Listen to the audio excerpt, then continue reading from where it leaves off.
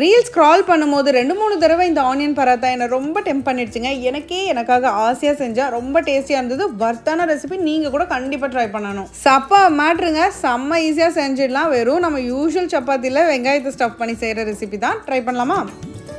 ஒரு 3 வெங்காயத்தை தின்னா ஸ்லைஸ் பண்ணி இந்த மாதிரி பவுலில் சேர்த்துருங்க. இதில் 1/2 டீஸ்பூன் உப்பு, 1/4 டீஸ்பூன் மஞ்சத்தூள், 1 டீஸ்பூன் வெறுமிளகாய் தூள், 1/2 டீஸ்பூன் கசக்குன ஓமம், Shahi jeera, 1 teaspoon chilli flakes, 1 teaspoon காஞ்ச வெந்தயக்கீரை, 1 டேபிள் ஸ்பூன் கடலை மாவு, ஒரு பாதி லெமனோட ஜூஸ் சேர்த்து நல்லா பிசைஞ்சிருங்க. அம்புடுதான். இதே மாதிரி சப்பாத்தியை நல்லா திரட்டிக்கோங்க. நல்லா பெருசாகவே திரட்டிக்கோங்க, ஏன்னா நம்ம அதை கட் பண்ணி உருட்ட போகிறோம். ஸோ ஆனியன் ஸ்டஃபிங் வைக்கிறதுக்கு முன்னாடி 1 டீஸ்பூன் எண்ணெய் இல்லை நெய் தடவிட்டு அதுக்கு மேலே இந்த ஆனியன் ஸ்டஃபிங்கை தாராளமாகவே வச்சுக்கோங்க. அதுக்கு மேலே அதே சைஸில் ஒரு சப்பாத்தியை செஞ்சு மேலே இழுத்து இந்த மாதிரி க்ளோஸ் பண்ணிக்கோங்க. அடுத்து ஒரு நைஃப் எடுத்துக்கோங்க. இந்த மாதிரி ஒரு 5 துண்டா கட் பண்ணிட்டு ரோல் பண்ணிக்கணும். கவனமா எப்படி ரோல் பண்றேன்னு பாத்துக்கோங்க. சோ இந்த வெங்காய ஸ்டஃபிங்க்கு பதிலா நீங்க எந்த வெஜிடபிள் ஸ்டஃபிங் வேணாலும் சேர்த்துக்கலாம், இல்ல பன்னீர் ஸ்டஃபிங் சேர்த்துக்கலாம், இல்ல சிக்கன் கூட சேர்த்துக்கலாம். சோ இந்த ஸ்டஃபிங்கை நல்லா கையிலேயே அமுக்கி அட்ஜஸ்ட் பண்ணிக்கோங்க. மேலே இந்த மாதிரி கருப்பு எல்லாம் கொஞ்சமா கொத்தமல்லி சேர்த்துட்டு திரட்டிக்கோங்க. திரட்டுறதுக்கு நம்ம எப்பவுமே லைட்டா கோதுமை மாவு ஸ்ப்ரெட் பண்ணி போல அதை மாதிரியே திரட்டிக்கோங்க. இது ரொம்ப மெல்லிசாலாம் திரட்ட முடியாது. எவ்வளவு முடியுதோ அவ்வளவு திரட்டிட்டு நெய் ஊற்றி நல்லா முருகலா சுட்டுக்கோங்க. லோ ஃப்ளேம்ல வச்சுட்டு பொறுமையா செஞ்சுக்கோங்க. மினிமம் 6 to 7 minutes ஆகும். அண்ட் இந்த சப்பாத்தி பர்டிகுலர்லி நீங்க சாஃப்டா செஞ்சீங்கன்னா நல்லா இருக்காது. நல்லா மொறுன்னு முருகலாகி வரணும். இதை தொட்டுக்கிறதுக்கு நல்ல திக்கான தயிர் எடுத்துக்கோங்க.